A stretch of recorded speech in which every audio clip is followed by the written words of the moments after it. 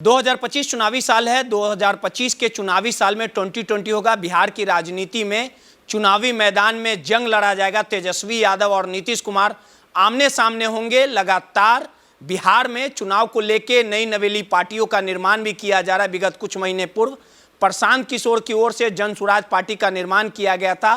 Party को लेकर लगातार यह कहा जा रहा है कि बिहार में बदलाव होगा और प्रशांत किशोर ने कल पटना के ऐतिहासिक गांधी मैदान में बिहार बदलाव रैली का आयोजन भी किया था और उन्होंने सीधे तौर पे हुंकार भी भरा। इन तमाम मुद्दों पे बात करने के लिए हमारे साथ पूर्व एमपी मुनाजिर हसन साहब हैं। सर, जिस प्रकार से चुनाव है और चुनाव को लेके तेजस्वी यादव नीतीश कुमार आमने सामने भी होंगे, एनडीए और इंडिया गठबंधन में काफ़ी कड़ा मुकाबला होगा, लेकिन बिहार में कई नई बड़ी पार्टियों का भी निर्माण हो रहा है। नई नवेली पार्टी आ रही है। प्रशांत किशोर ने भी कल रैली का आयोजन किया। रैली पूरी तरह से फ्लॉप रही, गांधी मैदान खाली रहा। तो आपको क्या लगता है कि प्रशांत किशोर जो दम भर रहे हैं वो कितना कारगर होंगे बिहार की राजनीति में? आपने भी पार्टी की सदस्यता ग्रहण की थी, फिर इस्तीफा दे दिया। आपने कहा कि पार्टी पूरी तरह से जो प्राइवेट लिमिटेड है उस तरह से काम करती है। तो क्या लगता है 2025 के चुनाव को लेकर? नहीं, प्रशांत किशोर तो कोई मुद्दा ही नहीं। आप लोग बेकार का उनको ही करते हैं। हम लोग पहले समझा था कई जगह के मुख्यमंत्री बनाया इन्होंने, राजनीति के बड़े रणनीतिकार हैं, लेकिन जब हम लोग गए उनमें सचे तो हमको नहीं लगा कि इनमें कोई दम है और न सबको लेके चलने की सलाहियत है। पार्टी ऐसे नहीं चलता है। सब लीडर को, कल भी आप देखा होगा प्रशांत किशोर की रैली में तो कोई लीडर नहीं होंगे। प्रशांत किशोर तो कोई लीडर है ही नहीं, वो तो एक रणनीतिकार हैं। उनको शौक़ हुआ मुख्यमंत्री बनने का तो मैदान में आ गए, लेकिन कहीं वो अपने भी नहीं जीत पाएंगे। अपने भी लड़ेंगे तो खुद भी नहीं जीत पाएंगे। इससे प्रशांत किशोर कोई मुद्दा नहीं है। रणनीतिकार के रूप में उन्होंने अच्छा काम किया है। कई राज्यों में दलों को जिताने का भी काम किया। रणनीति में भले ही वो बड़ा चेहरा बन पाए हों, लेकिन कल जिस प्रकार से बिहार बदलाव रैली का आयोजन किया गया, बड़े तामझाम के साथ तैयारियां की गई, लेकिन जो दावा किया गया था कि 5 लाख लोग आ जाएंगे वो नहीं आ पाए। बड़े शौक से आप लोग भी पार्टी में जुड़े थे, लेकिन जो आईपैक जिस तरह से वो अपना प्राइवेट लिमिटेड कंपनी चलाते, पार्टी भी उसी की तरह काम करती है। नहीं, कल तो आप देखे होंगे 5,000 आदमी भी नहीं जुड़ रहा था। 5,000 आदमी को नहीं जुटा। हाँ, तो गुस्सा, चिड़चिड़ाहट रहेगा। लाखों रुपया खर्चा किया, इतने इतने उनके लोग काम करते हैं। इतना पैसा आता है? पैसा आता, ब्लैक मनी है सब। तो बीजेपी को चाहिए, गवर्नमेंट को चाहिए जांच कराए इसका। सब ब्लैक में इतना पैसा का हिसाब तो ले ले कि कहाँ से ला रहे हैं। बाबा के घर से ला रहे हैं। बोलते हैं कि हम इतना जगह सरकार बनाए तो हमको वो लोग नहीं देगा, तो वो लोग का भी हिसाब दें। वो लोग भी दिया होगा तो ब्लैक मनी दिया होगा, नहीं कोई चेक से थोड़े दिया होगा। इससे प्रशांत किशोर को मुद्दा नहीं है। 243 पे लड़ेंगे और जो हमको रोकने का प्रयास कर रहे हैं सबको जवाब दिया जाए। नहीं, वो कहीं को बात नहीं। सीधा राय नीतीश जी में और तेजस्वी यादव में होगा। इसी दो के बीच में जो फैसला होना होगा होगा। बिहार की राजनीति का लंबा अनुभव रहा है, अच्छी समझ है आपकी।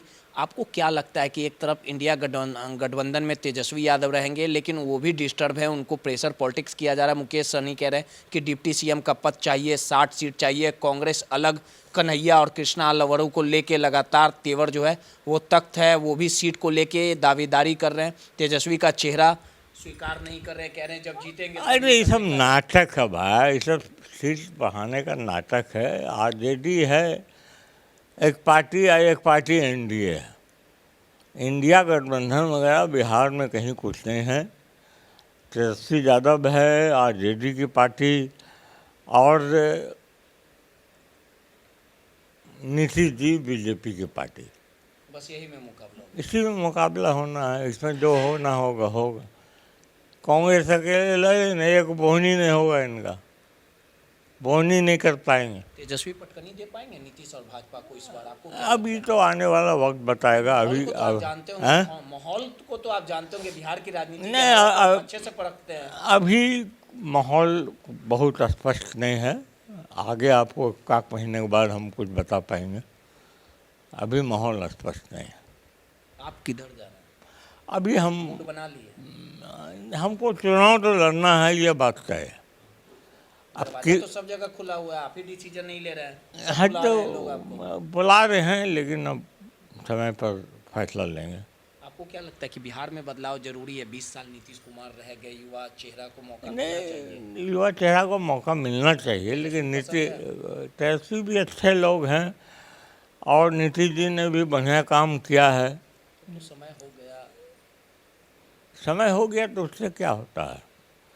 दोनों में से जो आ जाए वो ठीक है। विधानसभा वाला चुनाव, हाँ, कुछ मूड बनाए आप भी लड़ने वाले? नहीं, हम तो लड़ेंगे ही, पक्का है लड़ेंगे। तो वही तो अब कहाँ से लड़ेंगे? हम अपने आप में, अपने क्षेत्र में हमको किसी पार्टी की ज़रूरत नहीं है। पहली बात समझिए, जनता है ये।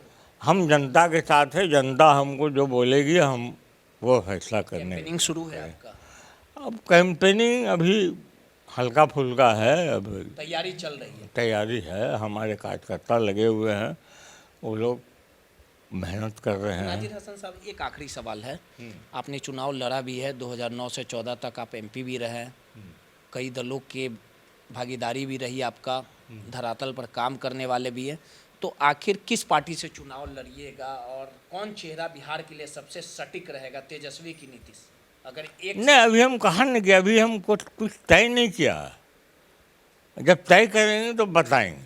बताइएगा। हाँ, तय करेंगे तो बताएंगे। अभी हमने कुछ तय नहीं किया है। मुनाजिर हसन साहब थे, बिहार की राजनीति को अच्छे से समझते भी हैं। प्रशांत किशोर के तरफ से जो बिहार बदलाव रैली का आयोजन किया गया था वो पूरी तरह से फ्लॉप है और इनका सीधे तौर पे कहना है कि प्रशांत किशोर भले ही पैसे खर्च करके मैनेजमेंट को रणनीतिकार के रूप में अच्छे हो सकते हैं, लेकिन राजनीति उनके बस का नहीं है और लड़ाई बिहार में जो 2025 में लड़ी जाएगी वो तेजस्वी यादव और नीतीश कुमार के द्वारा ही लड़ी जाएगी और दोनों का किरदार जो है वो सबसे अहम रहेगा। और मुनाजिर हसन साहब का सीधे तौर पे कहना है कि बिहार विधानसभा का चुनाव वो लड़ेंगे, लेकिन किस पार्टी से लड़ेंगे अभी तक उन्होंने पत्ता खोलने का काम नहीं किया है। सहयोगी आफ्ताब के साथ रोहित यादव, नटराज न्यूज, पटना।